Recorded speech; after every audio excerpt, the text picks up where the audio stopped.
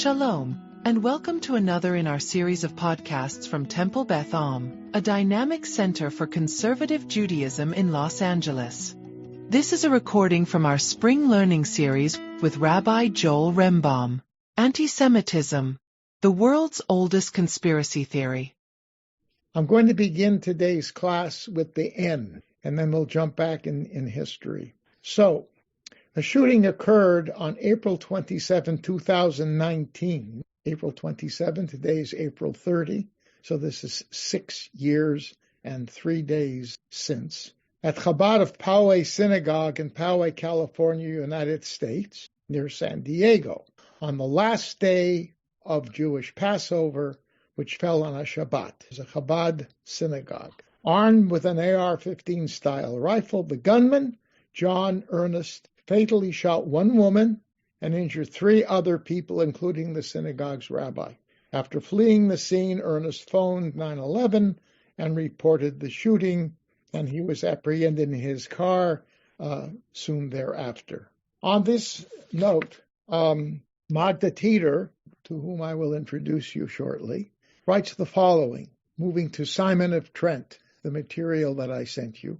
The impact that Simon of Trent's story and the iconic image have had cannot be more explicit than in the vitriolically antisemitic and racist manifesto written by the shooter of the Poway Synagogue near San Diego. Quote, "You are not forgotten, Simon of Trent. The horror that you and countless children have endured at the hands of the Jews will never be forgotten." It was written in 2019. And this picture that you have is part of the story, okay?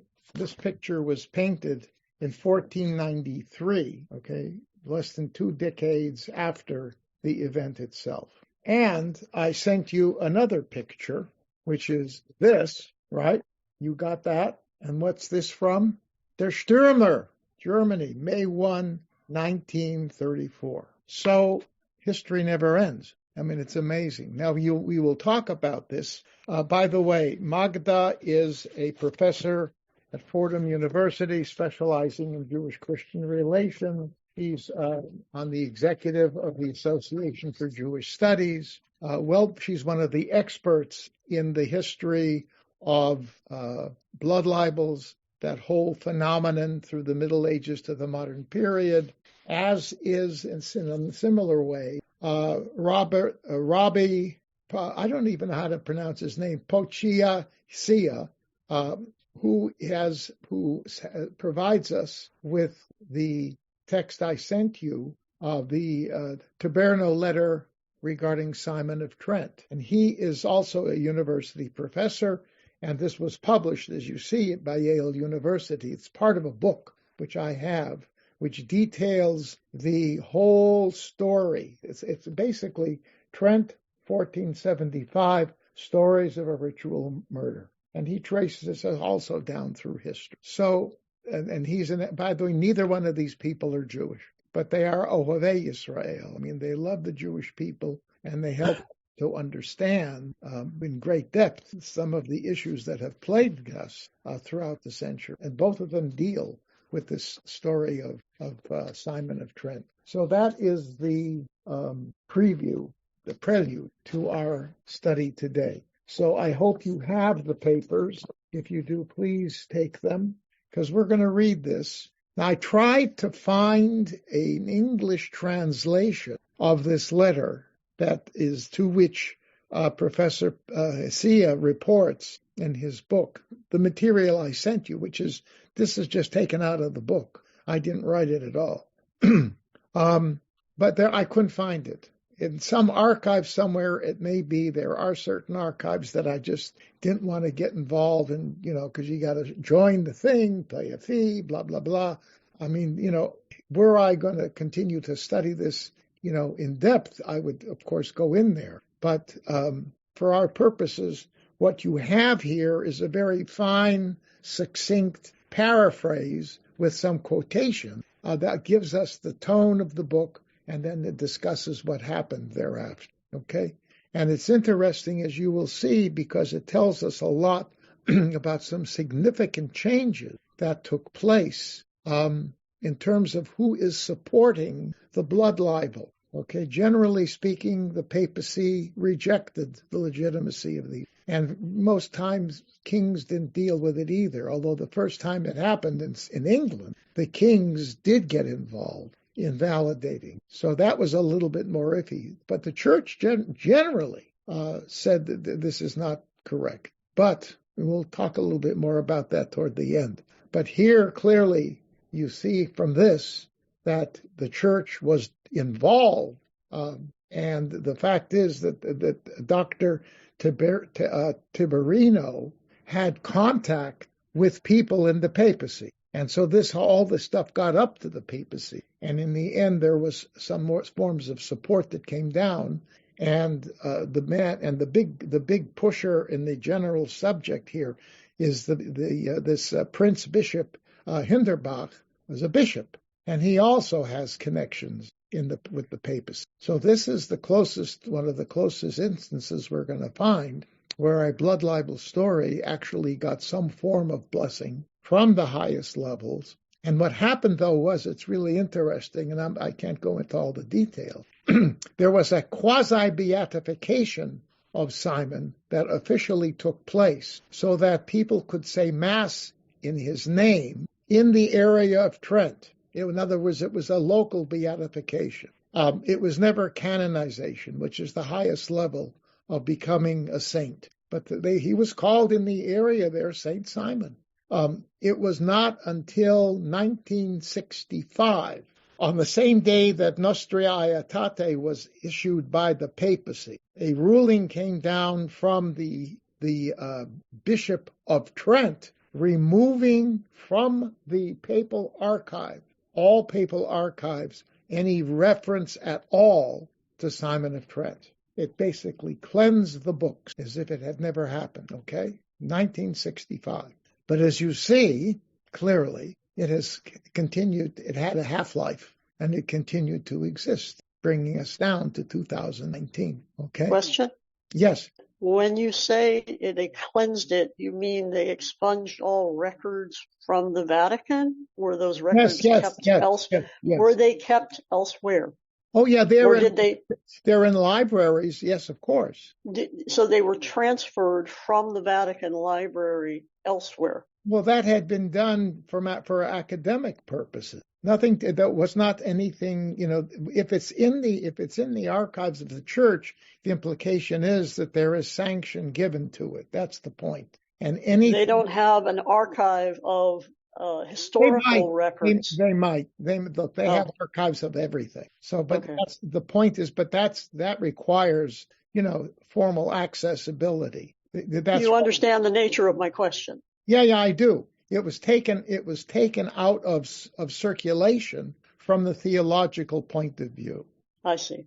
Yes. And you can go on, I mentioned at the beginning, you can go online and find this in many libraries because it's a piece of history and nobody's going to throw it. In fact, it's interesting since you raised the issue, and I don't want to go into depth on it, but Peter says that sometimes the mere fact that scholars refer to this and analyze it historically and put it out there, which is their job to do, what we all know is that nefarious-oriented people take things out of context. Exactly. And you can have Nazi supporters who pull this out totally of context. I mean, theoretically, I shouldn't be teaching this to you, right? Because some guy might pick it up and say, look, do you know that at Temple Beth Am, they read this because they understand the truth of it? Somebody could do that.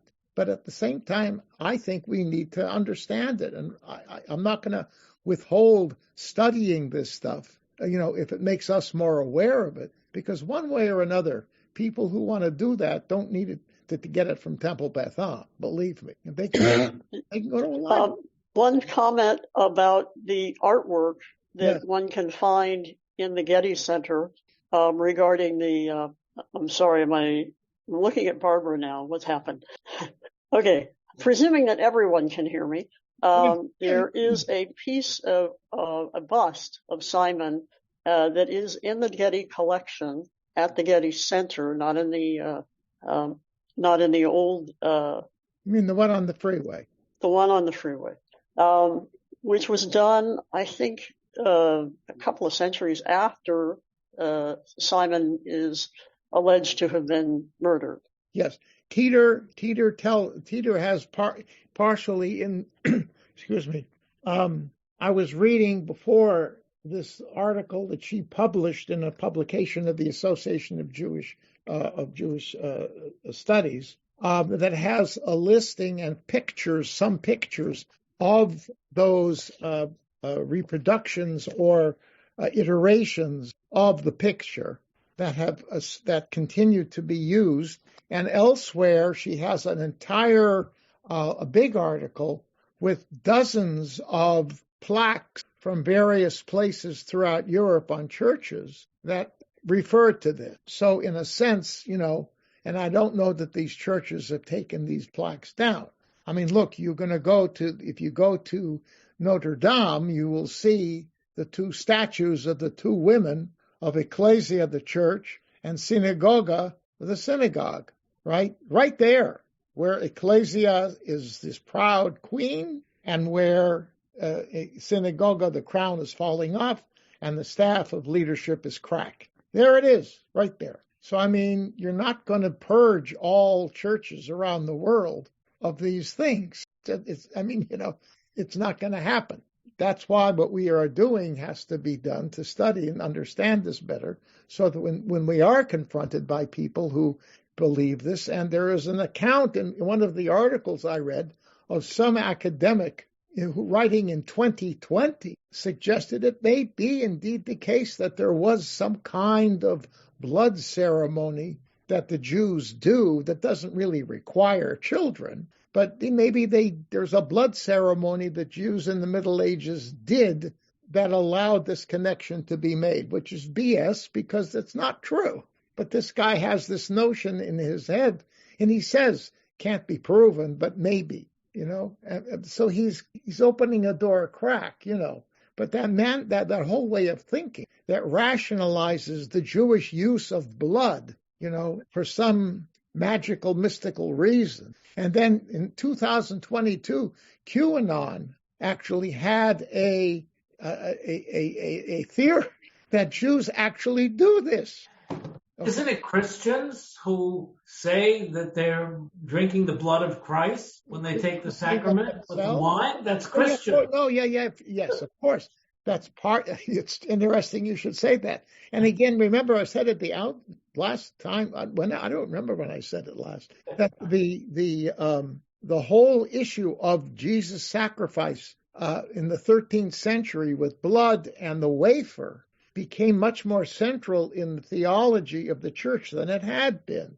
And it said that the revival of this whole issue of transubstantiation, right, where wine and bread become blood and body, that whole issue was a hot issue in the church in the 13th century. And it is likely that the fact that whole discussion was elevated to a new level opened the door when this stuff filtered down to the priests and the monks, with their anti-Jewish orientation, they began to flip the whole thing around. Okay, I mean, when you have pictures in the 16th and 15th century cartoons of Jews taking the wafer, stabbing it, and blood coming out of it, and the Jews are killing Jesus. That's the whole point.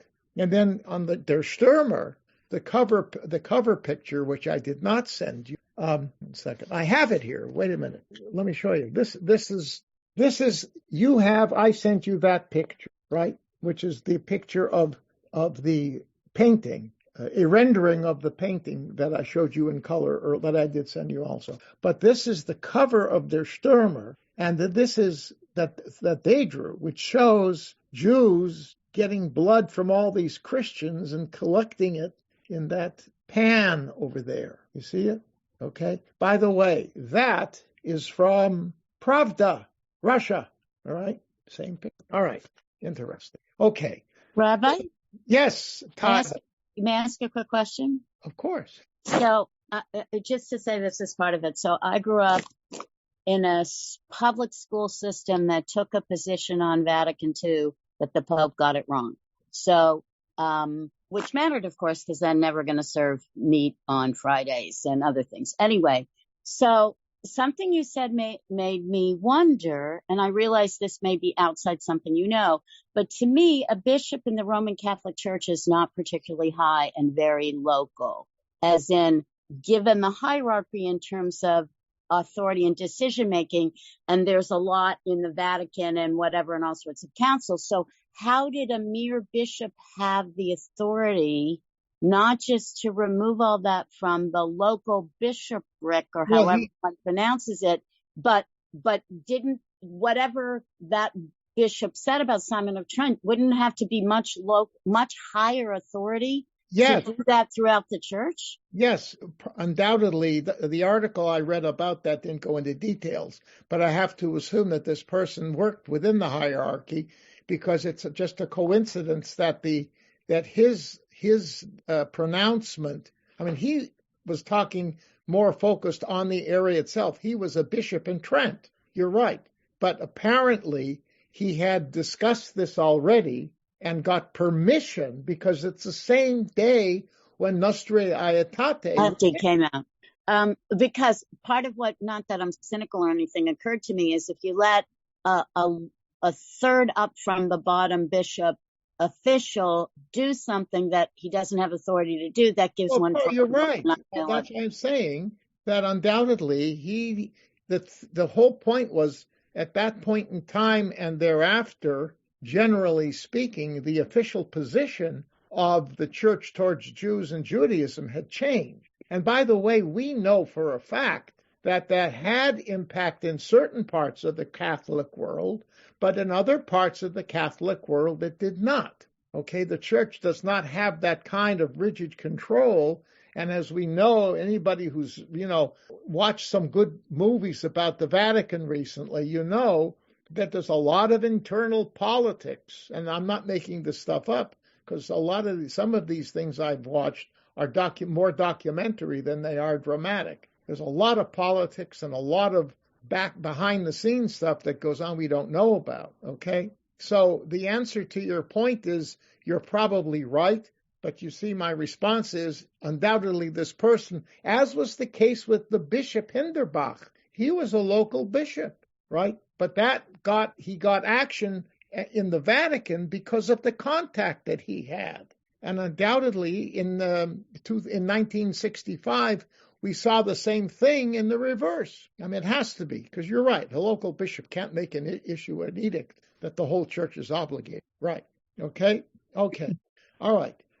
So all of this is background. Let's begin this here. Will somebody please read? Because if I read this, you won't hear me by the end of class. So I need your cooperation. Please, this is English. It's a big print. You should be able to read. If I can read it, okay. Who's going to begin? First paragraph. Go. Okay, Margaret. You got to. There you go. The most inflammatory rhetoric came from the pen of Giovanni Mattia Tiberino, one of the medical doctors who examined the corpse of the boy on Easter Sunday.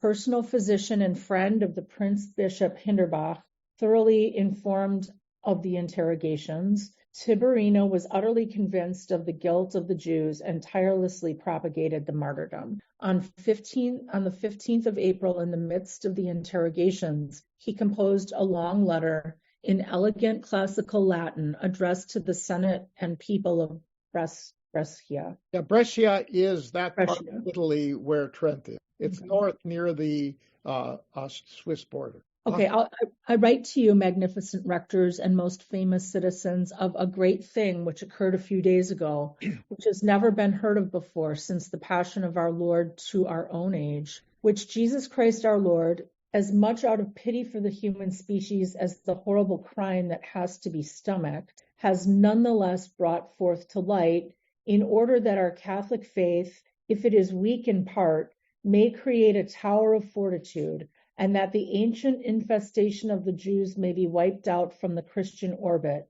and the living memory of them may completely disappear from the earth. I would think that was written in German. Mm. It's one long sentence. Yeah. Yes. But infestation is an interesting term. Yeah. That gets back to vermin, which I think someone recently used that term. Yeah, the last infestation of the Jews wiped out from the Christian orbit, and the living memory of them may completely disappear from the earth. Okay, it sounds like wipe out the name of Amalek. It sounds like. Well, look, I mean, the point is this: it sounds like Hitler, in the sense you start with Germany. And then you expand your scope to the entire work. Okay. All right. So Margaret, read the next short paragraph, then somebody else will read after. Wait. Unmute. Sorry about that. Not only did the Jews oppress Christians by usury, Tiberino continued, they sucked the blood out of Christian children in their synagogue and inflicted sufferings on the boy Simon, just as they did to Christ. Okay, continuing on. Okay, now, very good. Thank you. Somebody else, please, with poetic license. I'll do it.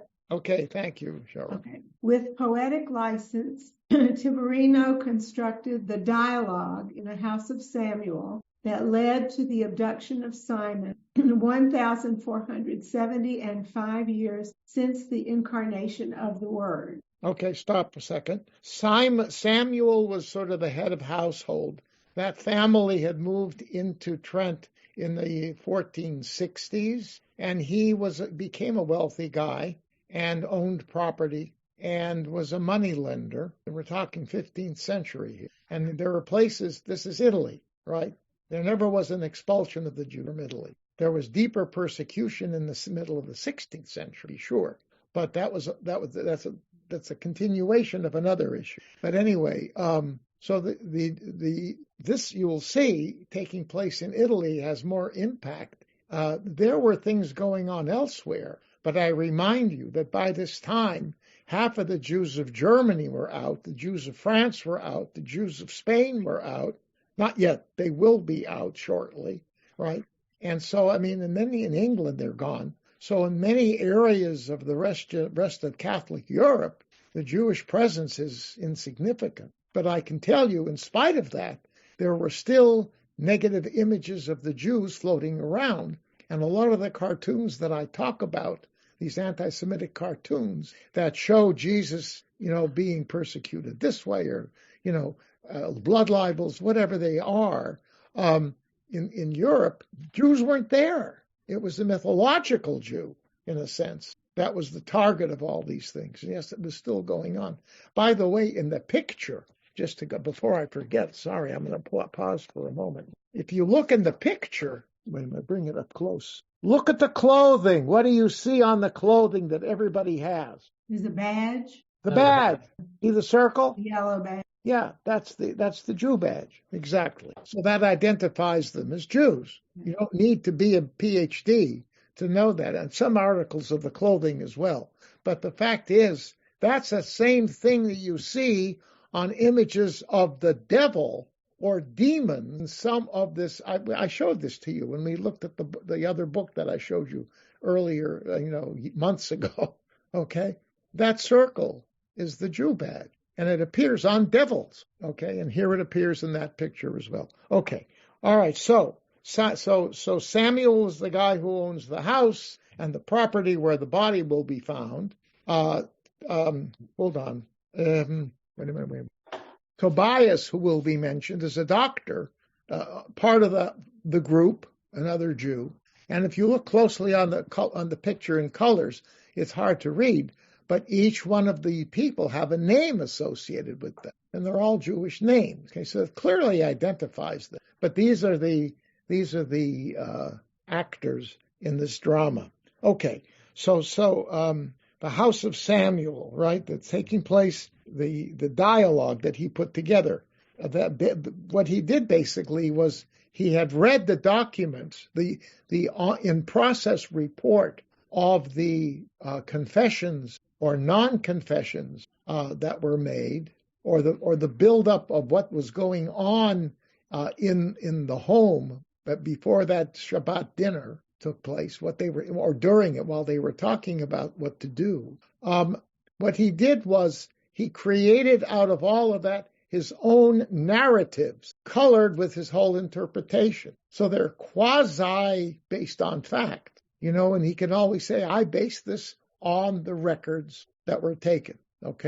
Okay, moving on. To mock Christ. To mock Christ, the living word of God, the Jews had to represent their evil in unspeakable words and ritual. To expose their crime, the Christian had recourse to that language of moral suasion, humanist Latin. Thus, Tiberino had the Jews lament that they lacked but one thing for Passover. End quote. Then throwing their eyes around one by one without a word, all knew they were talking about sacrificing a Christian child whom they would slay atrociously in contempt of our Lord Jesus. Of course, and being Passover, which it was, of course, that's the time, right, when Jesus died. And, I don't have to tell you the stories in the Gospels. Okay, and it's not unusual around Easter time that blood libels would take place because it was in the air, right?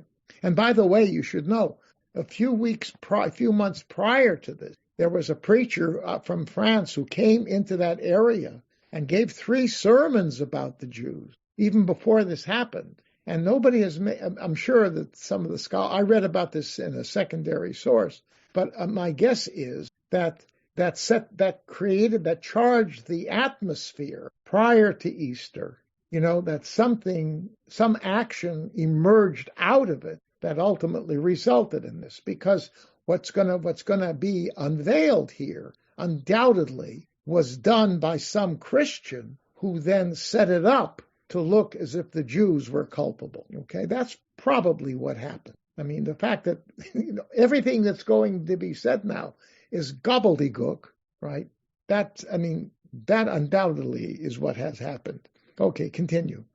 After much deliberation and disagreement, on account of the anticipated danger, Tiberino cleverly utilized the contradictory statement extracted under torture to create a narrative plot. The Jews urged Tobias to procure the child, since he had daily contacts with the Christian thanks to his medical practice. All right, so this is a kid who's 2 years and so many months old. How do you attract a little kid to go with you somewhere? You give him what? Candy. Exactly. And that's basically what the stories said. Go ahead. At first, Tobias refused, but threatened with the ban and lured by the promise of wealth, he agreed, claiming he had too many sons to feed. Tiberino was careful here to create narrative twists and depict motives in order to endow his story with the aura of authenticity. So the guy who, Tiberino, smart guy. I mean, he really is. It's clear he's an intellectual. I mean, he knows Latin, he knows classical Latin, you'll see classical Latin literature. So he's a doctor, so he's trained. So the point is that the letter, not only because of its vitriol and details and seeming accuracy, because it's based on the evidence that was taken, so it all sounds kosher, right? But the point is, this is a guy who was smart, and yet who was filled with this hatred of the Jew, and he was able to use his intelligence to create these accounts. And the fact that he's a doctor, right? Like a physician. Physicians tell the truth. They know what it is. They're smart people. We respect, our physicians. So all of this plays into the popularity, the power that this report had once it began to be circulated. Well, and it's also based on a really sad thing, which is the death of a little boy. Yes, of course it is. It's something to wind people up. Right, but that's part of the I would say ethos. The structuring of these events are often and usually around the death of a child, right? A child disappears and suddenly the body appears, whatever. And so that becomes the cause célèbre that opens the door to the creation of the blood libel, okay? Tybal. But sometimes, though, there isn't even a death. And sometimes it's not even the child disappeared. Sometimes, like one of them, I can't remember, the child makes it up to avoid being punished. Yeah, that's possible. Yeah. Yeah. I mean, and also reminded, I can't remember the name, but in Atlanta, it led to the founding of the ADL, the lynching, Julius Frank. Oh, yes. Yeah. I mean, that's Leo Frank. Leo Frank. Thank you. Right. Yeah, that's right. Yes. It's the same thing. Yes. Right. I mean, and so there were incidents that were not really this, but they were blown out of proportion and became this. Yes, absolutely. I mean, yes, children were taken and, they said, so-and-so kidnapped me and they were about to kill me and use my blood, but I escaped. Okay. And the whole thing is made up. I mean, the problem is, of course, once this thing gets rolling, and obviously by the 15th century, there was enough of this stuff going on around Europe that the concept in the eyes of the Christian community became as feasible as in the eyes of the Jewish community. It was absolutely lies. So you have two polar opposites in terms of the evaluation of these narratives and the stories. And unfortunately, the power laid with this one, and this one was powerless. Okay, moving on. Thank you. Yes, someone else. The letter continued. The letter continued with a long description of the abduction. When Tobias presented the child to the Jews in Samuel's house, they yelled excitedly in anticipation of tasting Christian blood. Tiberino chose the onomatopoeic ululare to describe the imagined yelling, to mark off the barbaric Jews from civilized Christians. For barbarity consisted not only in bloodthirstiness, but also in the very sound of human speech. Ululare was the battle cry of the Germanic tribes as described by Tacitus, whose own ancient Roman tongue became the model of civilized expression in the Renaissance humanist revival of classical culture. Right, and that's the Latin that he was using, classical Latin, that the doctor was using. So ululation is the term that is used today for, that's ululation. That's where it comes from. The sound, okay? And that's what it was. So the point is, the language, the excitement didn't come. These are barbaric people. They're like the old Germanic tribes, half animal, so to speak. They don't even speak a language. Right? When they get really excited, their true character emerges. It's all adding up to how gross the Jew is, and it's creating an image of a human who's not human. Okay. I find it hard to really comprehend that people would.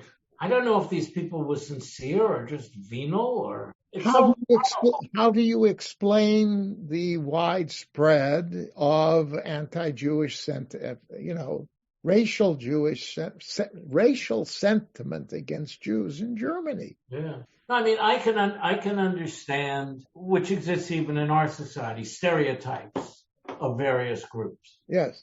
Such and such people are lazy, or they're whatever. Yeah. This is just so over the top beyond. But again, the 20th century had its own version of this. I understand. The fact is, human nature is not as pristine as we think it is. That's what this is telling us. And I guess there are some people. Margaret, I see your hand. Just a second. Okay. Yeah. The point is, when people feel that they are stuck in a hole of misery, and that there are forces around them over which they have no control that are making it that way, they seek scapegoats. And when people who, like this guy, perfect case, he's sort of a charismatic guy. I don't know what his personality is like, but clearly his writing is powerful, intellectual, right? And it fits into everything that the culture has absorbed up until that time. You had the sermons that were given beforehand that intentionally or not laid the foundation for this. So that's the point. I mean, you see that in this country today, in the 21st century. You can see the same things today. Look, in Poland, we were in Poland visiting Jewish sites, in 2016, 17, I forgot. And we were driving with a cabbie who was a very open guy, German guy. And he was, I'm sorry. We were in Poland. Yeah. No, we were in Poland, Polish guy. And he was explaining why the far right were beginning to emerge in political power and why eventually, there was a change of government. Now it switched back, but that change occurred because the people felt that the government beforehand, which was more liberal, had forsaken them, that time had just passed them by because they couldn't get jobs, they were undereducated, okay? And this whole bugaboo of Jews and, going back to the lingering anti-Semitism that exists there, right? And you talk to a Polish Jew who came out of the Shoah, he hates the Poles worse than he hates the Germans. So the point is you have people who see themselves as becoming the dregs of society because they're being held down by these other forces, among whom happen to be the Jews with this amazing magical power that they have to gain power, right? We will read the protocols of the elders of Zion later. It'll be more of a summary because it's a long thing and you can take snippets out here and there, which we can do. But that you'll see, there's a wonderful. The people who had translated it into English created a wonderful preface, which basically summarizes in 120 words or less. That's not right. What the protocols say. All right, like this paper is doing. Anyhow, so these people, human nature is such that if you get into that kind of a situation and somebody provides you with a simple, clear-cut answer, it's this, and proves it by writing literature like that, seemingly coming from intelligent, trustworthy, knowledgeable people, right? Of course, that's the answer. And so, Bert, I hate to tell you, human nature can be manipulated in the right time, in the right place, by the right person, and it can bring out hellfire. Even in our own country. Yes. Margaret. You basically said most of what I was thinking, but one of the things I want to point out is that these things do happen in real life. I mean, for example, I remember reading King Leopold's Ghost about the way the Belgians treated the Congolese. This kind of unfathomable cruelty does exist. And so, and I think people, I would think, that's a hard thing to comprehend, right? For a lot of people. But if it's out there, it would be easier to say, it'd be easy to say, well, it's those people who do that kind of thing. It's those inhuman people who do that kind of thing. We wouldn't do that kind of thing. Right. So, there is an enormous amount of barbarity in the human world, in human history, Of course. Look, Jews from the mid-1920s could not come into the United States anymore, okay? Why? Well, you had Catholics railing against the Jews, right? You had no employment because of the depression. Then the Jews were going to come in and take over what jobs people were going to have, And these Jews were weird people anyway. And they were Jews and we're Christian. So all of this was percolating. And because of that, this country would not take in people trying to escape from Hitler, even after they knew what Hitler was doing, right? By the early 40s, people in the government here knew what was going on. They had information, but it didn't change it. Roosevelt couldn't move in this because he would have had no support. I mean,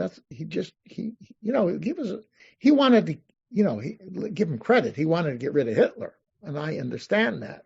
But there are things that could have been done while that was going on. But he needed to have the country's support for an international war effort. Remember, before World War II began, the United States was very isolationist, right? We didn't want to go into these big wars, right? Did they build a modern fleet of boats? The ships that were sunk in Pearl Harbor were old clunkers, right? Japanese had the new stuff. So, I mean, we did war. No. That's the world. That's not us, okay? So, I mean, there are all kinds of reasons. Tybal, then I want to go on. Go ahead, Tybal. But don't you think, and this is in response to Bert, that there are some things that are different, and there are two things I'll tell you what I think they are. That we with modern sensibilities don't believe in the soul and eternal life the same way. For example, even Jewishly, it used to be Jewishly, vows were taken so seriously, not the eternal life, because you didn't want to be karet, you didn't want to be cut off. Or the whole idea that for all those centuries, poor peasants who were having trouble keeping their children fed would still donate all this money to build cathedrals because they thought that ensured a place. So that was a piece of it. But so then the other thing I think matters is what we now understand is the psychological phenomenon of projection. So someone who might have been uncomfortable at some level with the transubstantiation would be projecting that discomfort onto the other, in this case, the Jew who does it differently and worse. It's possible, absolutely. Look, I mean, the point is, these are very complex emotions and reactions that we're talking about. And the bottom line is the human character is a very, very delicate thing, right? And it takes a lot of effort and a lot of work on all kinds of different levels to create human beings who act as human beings. And the more you neglect it, the more extreme the reactions become. It takes work. And if you say, well, we can't afford to pay for that work, you're going to pay for it eventually, probably 10 times over. All right, page 2, bottom paragraph. Somebody please read. Maybe somebody who hasn't read yet. You guys are doing great. No? Well, if you've read already, you can read a second time. Or I can. I ask a lot of questions, so I figure my voice shouldn't be on the recording. All right. Okay. Too late.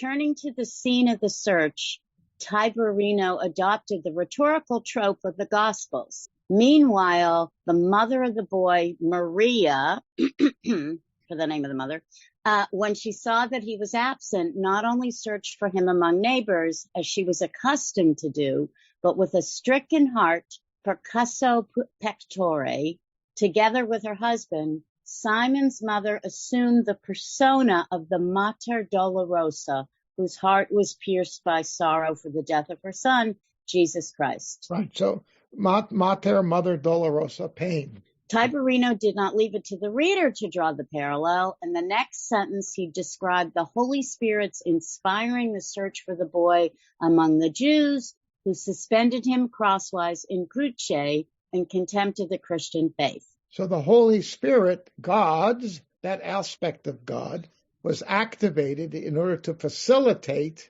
the unfolding of this whole thing. So ultimately, what they did was with the help of God. They were performing a mitzvah, not the Jews. Let's make it clear, right? The people who brought this whole thing forward were doing the will of God.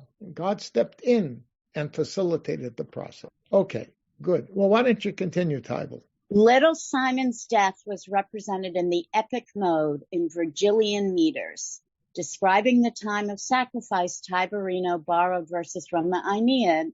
It was the time when the human heart was refreshed by the first quiet, and when human and canine voices grew quiet. The physician, perhaps to be expected, described the imagined killing in vivid detail, the particulars of which have been repeated in numerous later representations. The Jews were described as atrocious, Simon's blood and his death as representative of the passion of Christ.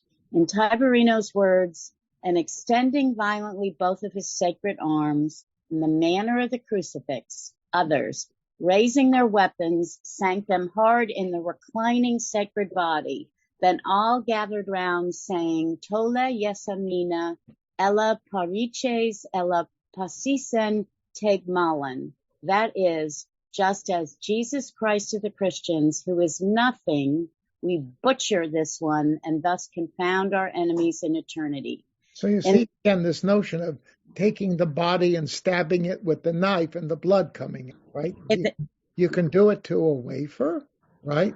The Eucharist, or you can do it to a body, right? And it's the same heinous crime, okay? Continue. Yeah, go ahead. In the description of the moment of death, Tiberino resorted first to the language of the Vulgate Bible, and lowering his head, he gave up his Holy Spirit to the Lord, and again to Virgil. Okay, so you can see he's intertwining the secular sources of Roman classics with the language of the Christian Bible. Okay, I mean, that's the genius of the man, and it makes him sound erudite, right? Clearly a man of great sophistication. It just adds to his credibility. So who can argue with him? Okay. All right. Somebody else. Thank you. Tiberino went on. Tiberino went on to describe the effort to conceal the corpse, its display on the Sabbath in the synagogue, its disposal and discovery in the ditch, the actions of the podesta and captain, and the miracles. All right. So first of all, display in the Sabbath, Shabbat Pesach, right? So clearly what the implication here is, it's what? This is part of a religious ritual, right? This is not just an act of violence. It's an act of violence that ultimately shows the perverse nature of Judaism as a religion, right? This is going back to the man we read about before, John Chrysostom from Antioch, who, remember, he talked about the synagogue as being a synagogue of Satan, that you go in there, he was trying to save the souls of Christians who were interested in the presence of God in the synagogue. And he was afraid that was going to corrupt their commitment to Catholicism. So he was a bishop. So he would paint the same thing, that in different language. You think what you're looking at there is pious people reading sacred texts. No, I mean, the text they knew because it was part of the Hebrew Bible. But he said these people have purloined the Hebrew Bible because they're all a bunch of demons made up to look like human. But in fact, they're all a bunch of demons, okay? And so that's not identical, but the same thing is, though, this ritual is filled with all kinds of nefarious powers and ideals. I mean, you bring a dead body of a kid into a synagogue, a break. But why not? Well, we do for funerals occasionally, rarely. Thank you. Lahavdil. Thank you. Yes, Barbara. All right. But isn't that new? I remember in my childhood conservative movement that remained. I don't know. Tybal, I have no idea. It's usually for important members of our synagogue, like when presidents or rabbis or something like that.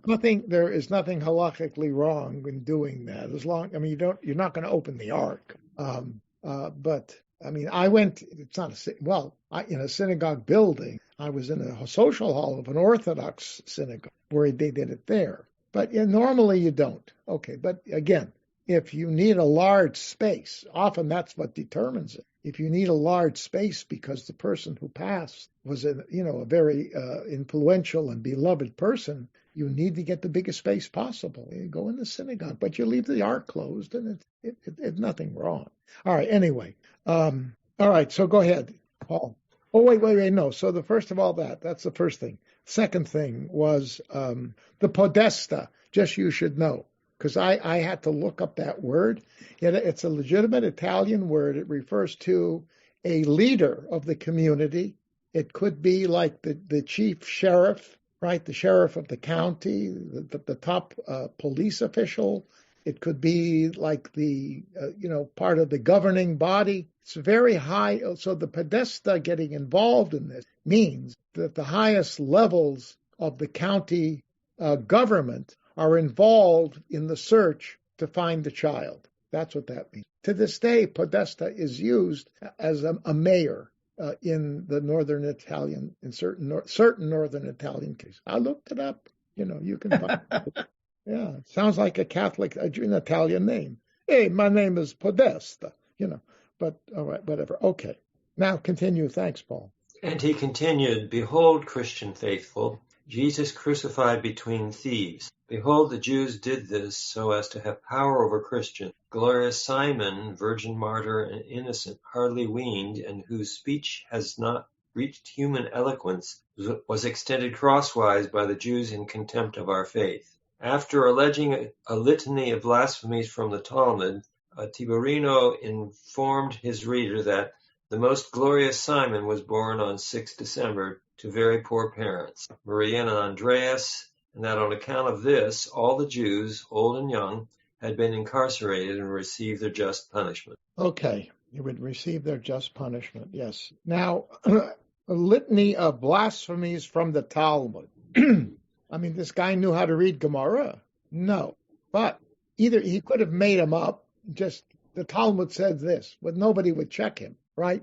That's one option. The other option, there were compilation of there were books that compiled. This began already in the second part of the 13th century, floating around Europe, that had all of the negative statements that the Talmud said, presumably about Jesus, okay, that were in there. I mean, the fact is the Talmud has a few. How big is a Talmud? How many volumes is a Talmud? It's huge, right? Okay. In the entire Talmud, there are less than 50 references to Christianity and Jesus. And the debate is it 50? Is it 40? Is it 30? Because some of the terms are very fuzzy. They could refer to other sectarians. All right, so I'm talking statements of a line or two. So it's not like Jesus was a focal point of the Talmudic tradition, but they were available. In the 16th century, you have a whole compilation. This came out of Spain. In Spain, no, not the 16th. Time out. No. Take it back. No. In the 1260s, one of the great Christian scholars, a monk in Spain, compiled a very large book of Jewish midrash, and it was published in Hebrew and Latin. And those are the books that the monks would look at when they went into synagogues, where the Jews in certain communities were forced to go in to their synagogue and listen to a monk use Talmud to validate the truth of Jesus, okay? It wasn't the negative side. They were pulling up statements that indicated that could be interpreted, his midrash on the midrash. But they were in existence from the 13th century. And if this guy, the doctor, Tiberino, knew the bishop, there's no question that he could have access to some volumes like this. I mean, or maybe he had learned that, decades earlier in some fashion. So he could have known a few statements that were that, or he could have just made them up. But I have to respond by saying literary blasphemies they were there. Okay, I think some of you heard me say this, but I have to say it. My grandmother, my mother's mother, called Jesus Yoshka Pondra. Did you ever hear me tell you that? Yes. Huh? Yes. Who's Yoshka Pondra? He's a schmucky Jew. What? No. A schmucky Jew. No. Yoshka Pondra is Yeshu Pandera. Yeshu is the Jewish Talmudic version of Jesus. It's Yoshua abbreviated. Yud, Shin, Vav. Yeshu. Some say later on it was interpreted Yermach, Shmo, V'zichro, which means may his name and memory be erased. All right. Anyhow, but that's not what it was. An abbreviated name to take the salvation, because Yehoshua means Yehoshua. Hashem is a savior, right? Is a redeemer. That's what that means. Okay, but Pondra is a Yiddishized version of the Talmud term Pantera, which is based on the Latin term Pantera, which means panther. And it was a common term used by non-Romans to talk about Roman soldier, okay? They were called Pantera. So if he's called Yeshu ben Pantera, Jesus, the son of Panther, who was his father? God? No, who was his father? A Roman soldier. And that's part of the myth, a Talmudic myth, that soldier, this is not necessarily written in the Talmud, but it's written in a book that developed in late Talmudic times called Toldot Yeshu, which is the Jewish version of the story of Jesus. And what happened was that soldier raped Mary, and that's how Jesus came about. So that's why he's Yeshu ben Pantera, and my Bubby, it was translated just orally down the generations into Yoshka Pondra, because Yoshka is a diminutive, right? The little Yoshka, Yoshkele, that type of Yiddishized term. So my grandmother used to call him Yoshka Pondra. All right, that's our response. Whoopee. All right. Yeah. Rabbi, may I ask quickly? Yeah, go ahead. Yes. And I realize you may not know, but when you say 40 to 50 references in Talmud, which Talmud, because to me, both. might, both, because I would expect the Palestinian Jerusalem Talmud to have way more references than the Babylonian. It's a combination. Some of it's in Midrash too. The point, my whole point is, there are the statements in the Babylonian Talmud come from Palestinian sources, okay, from Jews from Eretz Israel, because there's a lot of transfer, back and forth. But you're right. Yes, they're in both Talmuds, but sometimes it's the same story. So, but that's the point. I did the count. Okay, I mean, I was once heavily into this stuff. And I thought some people, were saying, this is Jesus. And I said, it's not necessarily referring to Jesus or the group of people of being his disciples. It could be referring to any Jewish heretical group. And Lord knows there were a bunch of them going around circulating in the 1st and 2nd and even into the 3rd century of the Common Era. And the Jews, when they say, if you look at the prayers, the curse of the sectarians in the Amidah, the original version, there's a whole listing of different people. Some of them don't even have a reference to the Christians at all. Okay, they're all Jewish, quasi, this, that one, the other one, not by name, just by category. So it's all. That's why I say a lot of it's blurry. There are some that are absolutely clear. Okay, all right. So. Okay, we're on page 4. Well, we're going to finish this. All right, so they would receive punishment. And indeed they did, just to fill in the gap here. They were, the men, 15 of the men were killed, including Samuel and Tobias. That whole crew, who were the leaders of this small Jewish, they were killed. Okay, in spite of the fact, and of course that was based on the torture that squeezed out of the confession, thinking that if they confessed, they would at least stay alive. But it didn't work. And this is something that was ensured by the powers that be who had contact on high, okay? And the women, interestingly, were incarcerated but then let go because they convinced the authorities that they could have nothing to do with this because it was not in their power to get involved with things like that. The men were the ones who passed, they basically, they said that to save some, and a number of them actually survived, okay? But it was essentially just wiped out that community. It wasn't a large community to start off with. Anyhow, so they were killed, tortured, and then incarcerated, and then trial. The whole point was, though, it went to trial, and the record of the trial exists. But the fact that they made all these confessions, the prosecutor, I forgot who it was, all he had to say, they confessed. They admitted it. The fact that it came from torture, not important. It squeezed out of them what they should have said anyway. And it perpetuated. Okay. So then now this was printed, and this is the important point. This was printed, this letter, and made into a pamphlet that was printed. Okay? That was a very important factor in the dissemination of the story. It wasn't just manuscript. The printing press changed a lot of culture, as you probably know, from the late 15th into the 16th century. Why is it that the Shulchan Aruch became more popular than Rambam? People could get it. Yes. They could get copies. Exactly. Eventually, Rambam was copied. Yeah, but they didn't have to be handwritten. Exactly. When the Shulchan Aruch came out, within 5 years, it was printed and it was gobbled up. Okay.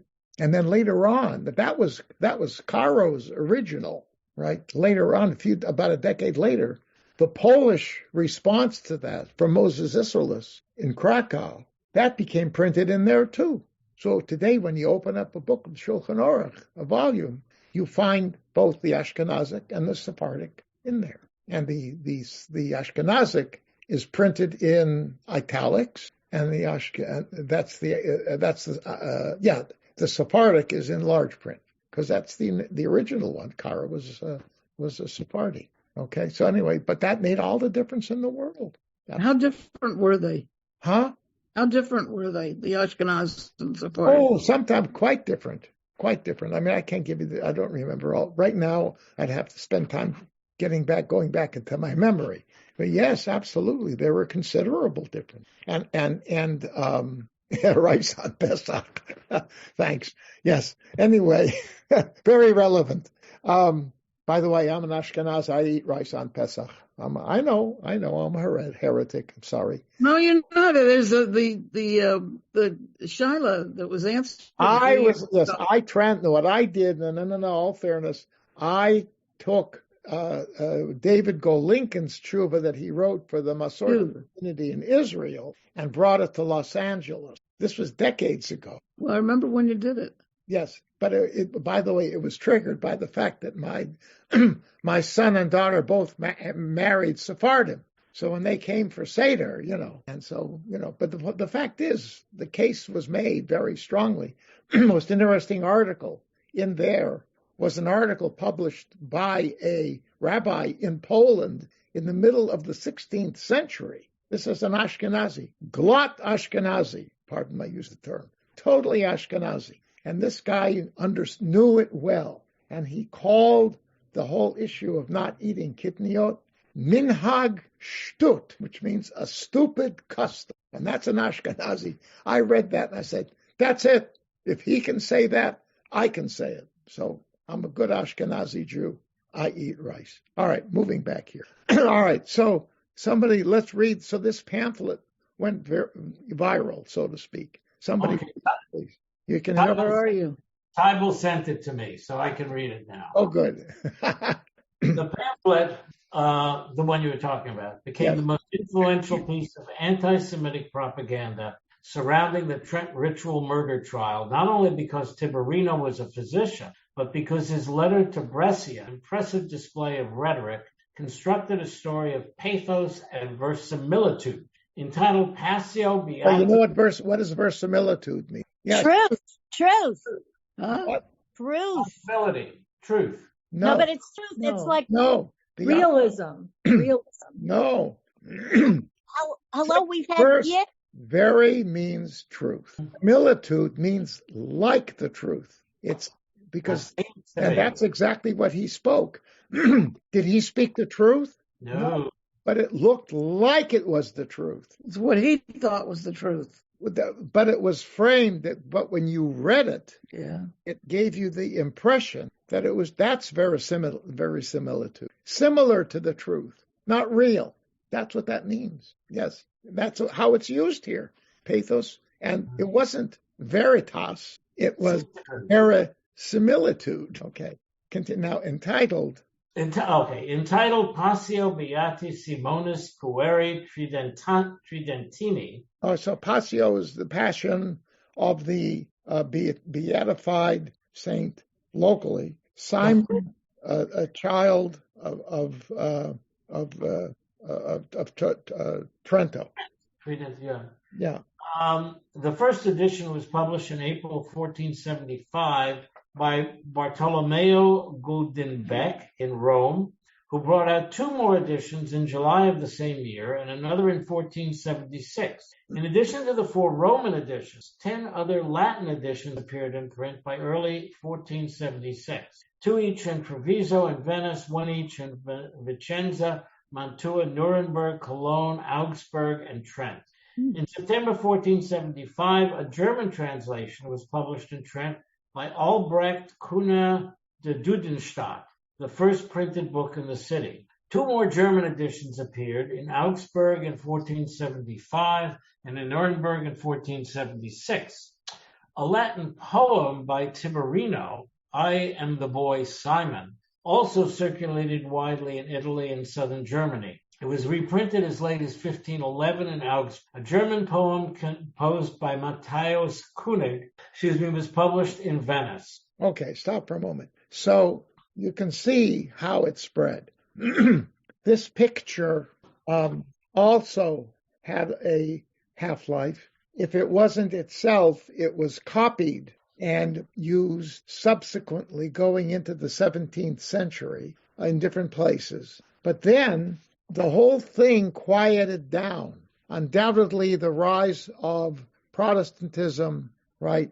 The impact of modernity, the shift away from the power of a central authority, all kinds of things were going on that reduced the level in that late medieval, early modern period. However, these things continued to be this picture in one form, or usually not this original, but the same basic layout or a variation of it was used on these various plaques that were going up around Europe, to which I referred earlier. But in terms of an active narrative of which that was being, shall we say, became a bestseller as a book or that sort of petered out until you come into the 20th century. Because what happened was, in modern times, I forget the exact year, the collection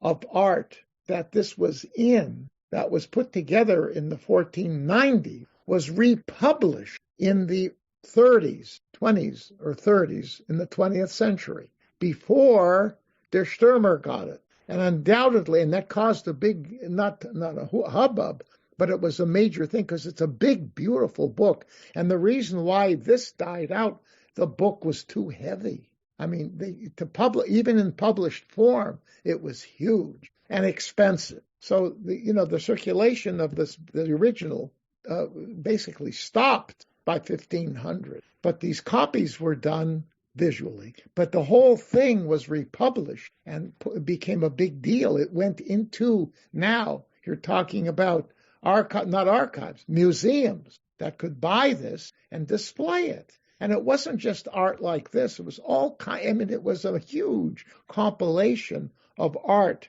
from that period in the 15th century and before it. An amazing work of art, compilation, serious art. It was one of these things where it was there not intending to promote anti-Semitism, but it was one of those compilations where it's part of the stuff, like anything else. I mean, the truth is, if you walk into a Catholic cathedral built in the 1200s, a Gothic cathedral, all right, and somebody starts explaining to you what you see in the stained glass windows, on the north side, you're going to see the Old Testament side. And all the people in the Old Testament side are dressed like Jews from the Middle Ages. And the emphasis there is in all the sinfulness of Israel. And that's in these churches. And if you went into those churches once a month to pray, to get the whatever, okay? And you looked up there. And on this side, on the south side, where the sun came, right, was the glorious reinterpretation of that from the Christian perspective. All of the great saints from the ancient, I don't know if they were beatified, but the heroes, the great people from the biblical, from the Hebrew scriptures, and of course the stories of the Christian scriptures are on this side. That's going to promote anti-Semitism also, right? So is this? I'm looking at this picture you sent. I just have a black and white copy of it. Yeah. And it says drawing the blood, right? Are they circumcising him or castrating him? No, they're what they have a knife. Yeah, no, they cut him under there. You can see the blood is coming out from below. Right. Is that like they're not circumcision or something? Like the femoral artery. I mean, there's a lot of places he's touching the tip of the penis. Yes. So it's related to circumcision. Yeah, but he's not circumcising him. No, but I mean it looks like it's the femoral artery. The angle there. Yeah, they got the blood is coming. You can see under behind the scrotum. Okay, I see. Okay. Well, that's the blood behind the scrotum coming down. That's where they opened him up. Got it. Well, it looks like they opened him anteriorly. Whatever. Groin. No, I mean of course they didn't. No, but here you can see they poked him in his chest. That looks like Jesus did, right, when he was wounded in his chest, right? Right. That's up top. There's not one of them, but two of them. But the main blood flow, they really ripped him open underneath. And the whole point was so it could come out quickly, right? Look at it. That's Simon being killed there. Yes, it's Simon. Yeah. Right. His middle name, I guess, is Near, huh? What? It says the name there, Simon Near. And then there's like Meir and Tobias. No. Oh, I see. Yeah, hold on. No, that's an abbreviation, and I don't know what it means. Okay. Like near. No, I see it, but I don't know. I don't know what that means. I'm not going to even take it. I mean, the R is the same thing as the R in mayor. No, I understand. And the I's to look like the I's in mayor. Yeah, but I don't know what that. I can't. Anyway, yeah. So that's what that is represent. All right. Anyway, so all of this. I mean, I last time I recall, I had in front of me a long list of blood libel accusations from the 19th into the 21st century. Okay, and there is such a list. If you go into Wikipedia and go under and look up blood libel, you can get the list. It's extensive. It's not necessarily this story, but the fact that these ideas still float around, and as you heard from my introduction, even resulted in activity, anti-Semitic activity, as it did in Poway in 2019, means it's still out there. Yes, Cheryl. I just am struck by the printing press, the bestseller-ness of this thing, how it spread. Yes. And when I think of the spread of the printing press, I think how wonderful it was for society and how terrific. And then I think about now with the internet, it's exactly the same thing. If you can spread something, you can spread anything. It's just so ironic, isn't it? It's just bizarre. Yes. The computer, is it a blessing or a curse? AI, is it a blessing or a curse? And it depends upon what human beings do with it. It's all us. It's all us. Okay, that's the sad thing. And yes, Tybal, you're right. If you look on the list of the use of these, it's not just Christians. Muslims have bought into this stuff as well. And the extremists among them, also circulate these things to this day. Yes, absolutely. So there are forces in the world today where this continues to operate. And all right, next time we will conclude our look at this would be late medieval, early modern. We're going to read Luther's segments from Martin Luther's The Jews and Their Lie. Now, it's a series of, I had one text which was from one segment complete. I found another in the virtual Jewish library, on the Jewish virtual library, and I think that this came out of a book that they refer to. There are little snippets. It's not as consistent, but it gives you a picture. It's like, I don't know, 5 pages maybe, with a lot of space. But it gives you a picture of the range of Luther's argumentations regarding Judaism. So we're going to read that. This is there in his words. So it sort of plucks out the creme de la creme, okay, of Martin Luther. You're sending it to us. Huh? You're going to send it to us? I'm going to send it to you. Yes, indeed. I just pulled it out earlier today because I reviewed to see what I had and I wasn't happy with it. And I found this is better because it's him. It's his words, and it's all over the place, but they are sort of organized. So because I want you, it's best this, as I said, I had no choice because I couldn't find something like this. So you got the message, though. You got the message, big time. All right. And then after that, if we have time, we will segue. We're going to jump back and look at Islamic sources. And then from there, we're going to jump more into the modern period. And we're going to be looking at the secular approach, the whole process that led to Nazi ideology. And then we will cap it off. We will look at some segments, as I told you, protocols of the Elders of Zion. And then we will end up by reading some selections from the Charter of Hamas as a fitting conclusion. You've been listening to another in our series of podcasts from Temple Beth Am, a dynamic center for conservative Judaism in Los Angeles. If you enjoy these podcasts, we invite you to write a review on the Apple Podcast website or wherever you get your podcasts. For more information on Temple Beth Am, Los Angeles, go to www.tbala.org.